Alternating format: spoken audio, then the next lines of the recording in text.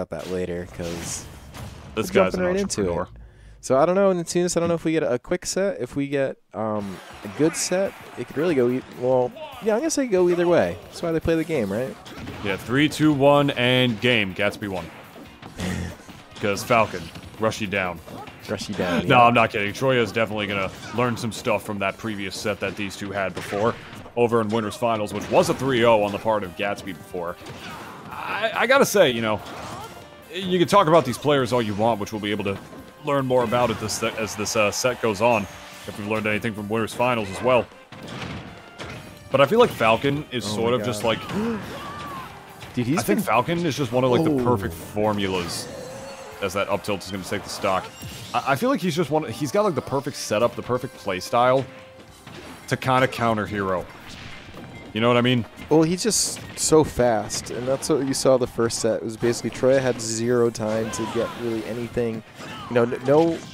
It's hard enough sometimes picking through that menu fast, but then like when you have Falcon rushing you down like that, it's even more difficult. So I just think if Troia is able to get it done with Hero's normals, and it looks like that's kind of happening a little bit, it could be okay. But it's hard to really box with Falcon. Like, if we're talking about how this man just put like a giant fireball. I know, that was pretty good. As like a reverse edge guard. That was some DBZ shit. Okay, getting the wave zoom. dashing for no reason. I like it. Yeah, so I actually expect to see... Oh, okay. I forget dash attack kills like that. Yeah, Falcon's dash attack is pretty strong in this game. Yeah, it definitely is. I was just going to say I wouldn't be surprised to see him keep spamming like Falcon kick, because sometimes that'll just kill you. I mean, if you spam a move like that, it does have lag. It does, but it's not like Hero's like the most like, you know, the best at punishing stuff like that. Or maybe he is, I don't know. I might not have any idea what I'm talking about. But what did happen is Troia's still stock up. Yeah, Troia earned that stock in a very, very interesting way. Like, Troia just kind of kept putting out, like, weak uppies, like, for Falcon to fall into, because Falcon kept trying to recover high. And then when Falcon tried to do it again, like, after, like, the 3rd or 4th one, he kind of just ran in and forward aired him. It's very interesting, to say the least, man. That's a funny way to edge guard a character like Falcon, who has, you know, I mean, if you could say all these... We've been saying all these good things about Falcon, like those falling Nair 1 to knee confirms that the character has in this game, as we just saw Gatsby do right there. But the character does have some downsides, one of those being not the greatest or less exploitable of recoveries, to say the least. Falcon puts himself up there like that, it's just no good. But also, reading down smashes, my god. And man, you're dead. Oh, no? I feel like Troia had such a good handle on this game, and then here comes Gatsby. Yo? Okay, yeah.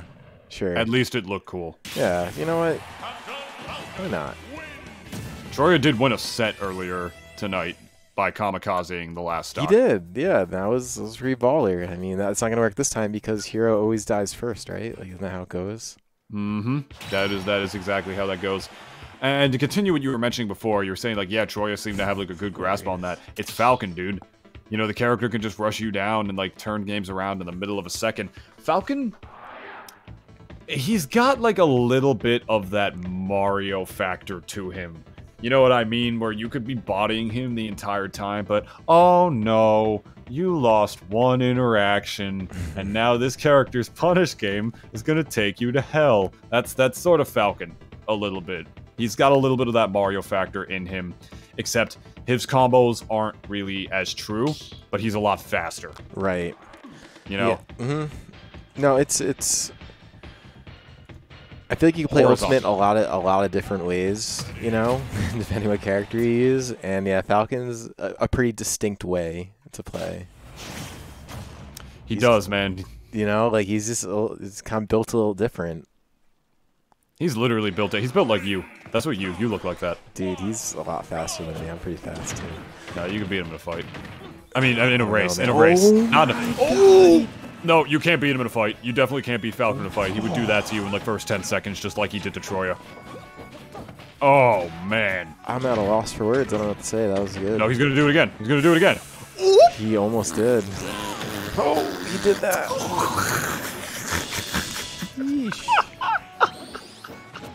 Oh, my God. I don't. That's 30 seconds, 2 stocks. Dude, Troya's probably just like, I hate this character. Oh. Oh my god. This is because this is the other game that Falcon plays. He plays a game where he just like tilts you because like he's doing all these things and they look so stylish, it happens so fast, and you're dead, and then you're just like mad. Oh. Oh no! I He expected didn't even the get roll the snooze behind. punish. Yeah. Oh. Oh no no no no no no no no! I don't like it. I don't like it. I don't like it. Make him stop. I like that air dodge up, actually. You know, he knew that was like the one spot he realized he couldn't keep the pressure on, so he just decided to air dodge straight up. That was not the way I thought, but he's still dead. Because he was gonna have to re-grab anyways. You know, because it's in the second he re-grabbed, I feel like Gatsby was literally already jumping, like just waiting for the dare. So he was super dead no matter what he did. So yeah, I gotta look at this first stock. The replay literally has the opening countdown. I mean, almost again. Almost did the exact same thing again. A little different. Oh. And then, yeah, then there was this. It literally would have been better if he got hit by the spike on that second stock. Like, he had the re-grab. He's out of mana. But yeah, here, look at this, man. This is insane. Insane. This Falcon stuff I get. Honestly, just Falcon stuff, but like, shit. This is what I mean. Mario factor. Yeah. Told you. Yeah. He's the same character. He's even red. They both have red hats. Same character, dude.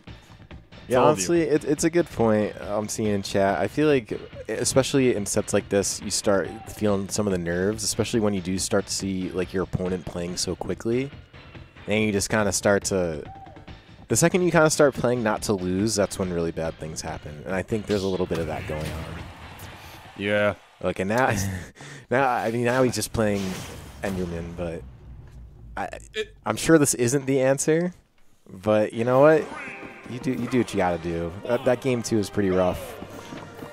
It's the age-old message, my friend. It's the age-old saying. You know, you play to win. I mean, no, you know, you play and you either win or you learn. You don't lose. You never lose, because you always have something to learn from the set before. But if you start playing just like, oh, I gotta do this, I gotta not lose, because bad things are gonna happen if I lose. My reputation, I'll lose the tournament, whatever. Like, just be thinking about what you gotta do to win, rather than what you gotta do to not lose, if that makes any sense. Well, yeah. A better way to phrase it is just like, learn to be like a head nodder instead of a head shaker. Yeah, I mean, that's the thing, is just turning things into learning experiences. And honestly, you know, you came this far. You're in grand finals. Yeah, you are on loser side, and yeah, Gatsby kind of, you know, winners finals was probably that was rough too. Maybe still a better showing for Troia regardless, but like, you know, there's still plenty to take from this kind of thing. Like, you've made it through a whole bracket. You found someone that is really difficult to play against, and dude, I can't believe the Steve is working, but it is. Dude, did you see James's Steve go up against Sonic's? Oh, of course. He was against taking Sonic's? games. Dude, James's Steve's pretty good. Yeah, he was taking games because he was just not liking how the Diddy was going, and then the Steve almost brought the set back. Huh. It was something, man. This character is legit. Oh, you're no, going for the back air. Wasn't in the proper position for the knee, I guess?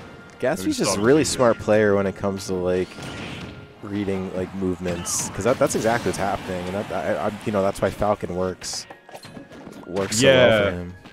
Yeah, it's like Falcon's the kind of character who can do that because she's just so fast, you know? You get a disadvantage against Falcon. It doesn't matter which way you drift. This character doesn't have a projectile or anything, but doesn't need one, because the way that he's going to be able to cover it is just something else, man. He's just so fast that he'll be able to just kind of be there, you know? Alright. So, I'm surprised, man. I feel like even just down tilt against someone like Falcon, as well, Enderman in this case. Yeah, one thing I'm not seeing from Troia right here that a lot of the top Slenderman, Enderman, whatever mains do. But then besides that, he's got the bread and butters down, you know, tries to put the block down to reset the combo right there so he can just keep the up air strings going. One thing he's not doing by the ledge, and especially against a character whose recovery is as exploitable as Falcon, he's never... Yeah, that up smash is going to take the stock in the tournament. He didn't use TNT block once that entire match. That move is pretty good. You know, you put the TNT block down, you down smash with the magma to, like, light it up, you know, down smash with the magma to, like, light it up. It's like, that's a really good, like, ledge trapping and edge guarding tool, especially against a character like Falcon who, like, doesn't have the safest of recoveries. But no, I think the counter pick was a good idea, but the execution was not perfect, to say the least. He had the combos down, he had the bread and butters beautifully. I'm not trying to, like, judge, like, the Steve or nothing. I'm just saying I noticed some things that he wasn't doing. I think that he could have. The Steve wasn't that bad. I just think it's like you play hero a whole tournament, and then you kind of just put it out there to see how it does, and you know you can't be surprised if it doesn't really work out. But honestly, it put up a good fight. You know, took a couple stocks there, which wasn't. I hate to put it this way, but it was an improvement from the last couple games. So, you know, you take the wins where you get them.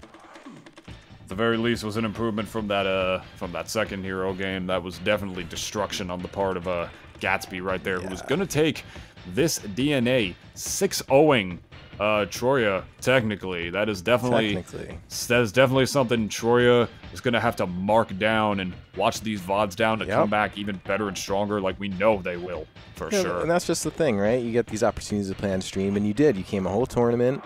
Got a lot of good sets on stream, a lot of successful ones, but you know, you have a rough one and you get to go back, watch, and see what happens, because maybe it's something that is, you know, easily enough to identify to where you then focus on that moving forward, and suddenly sets like that become very manageable. But I mean, in the meanwhile, Gatsby playing out of his mind, really. All kinds cracked, of really as the Falcons say.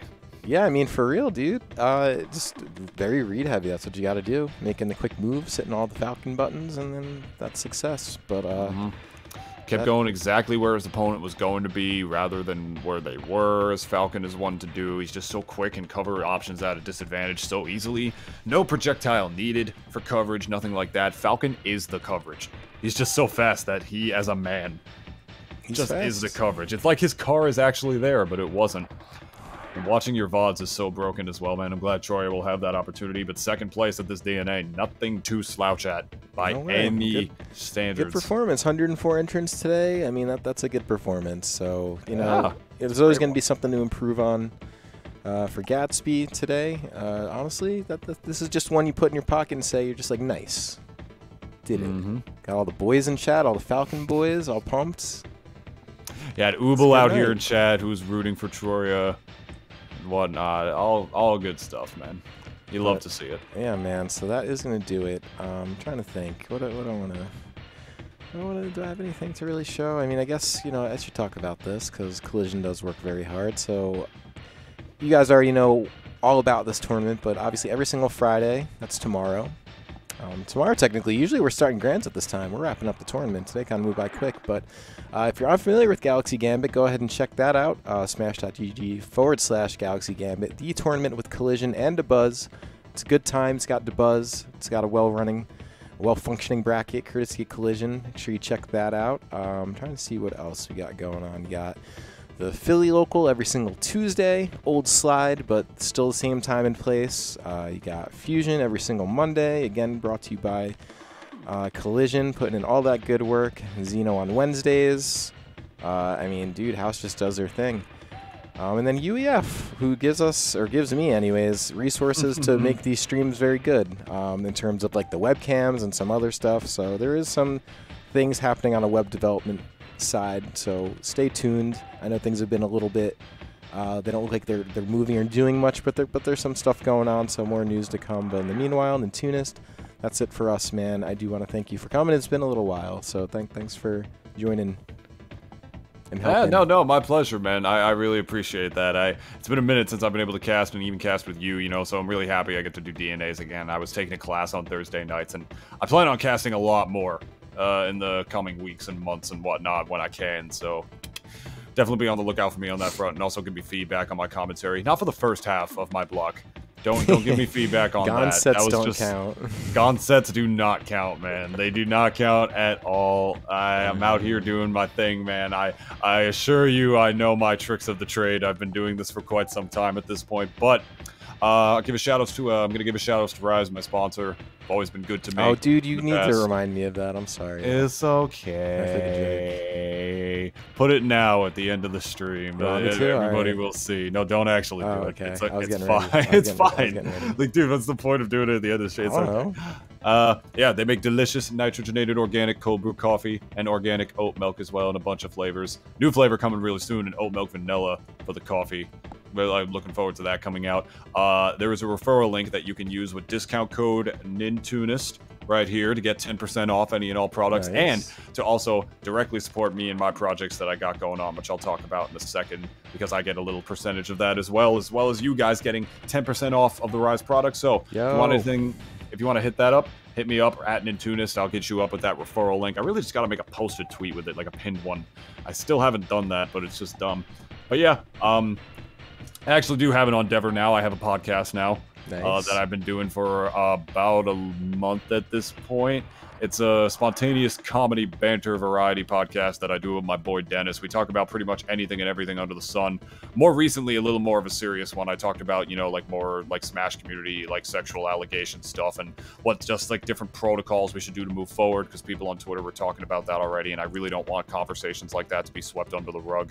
So I posted that whole segment to my YouTube channel at youtube.com/Nintunist. Just look Nintunist and you'll find it. Or you can just wait for me to officially post that one tomorrow. Actually, is when the new episode of that one comes out at 8 on all your favorite podcast listening platforms. It's called the Double D Experience. So if you want the Double D Experience in your life, you can just definitely search it up on Spotify, Google Podcasts, wherever you get your podcasts. It'll be there. We're really trying to grow our little baby, and it would mean a lot to me if you listen. So check that out if you could. Right on. All right. Well, everybody, thank you very much. Yeah, I guess that's it. We'll catch you next week. Bye-bye, friend.